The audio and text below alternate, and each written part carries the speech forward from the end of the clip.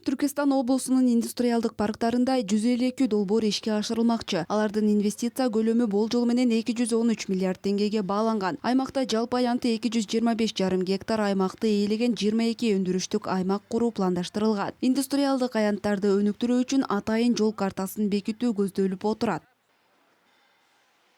Орналасатын жобалардын басым Жайгаштырыла турган долбоорлордун басымдуу бөлүгү курулуш материалдарын өндүрүү, желим жана резина буюмдары, эмерек өндүрүшү, жеңил өнөр жайы жана химиялык өндүрүмдү өндүрүү тармактарында. Бул долбоорлор акыркы тизме эмес. Район жана шаар акимдери менен өндүрүштүк имараттардын тапшырылышына жараша жаңы долбоорлорду жайгаштыруу иштерин бирге жүргүзөбүз.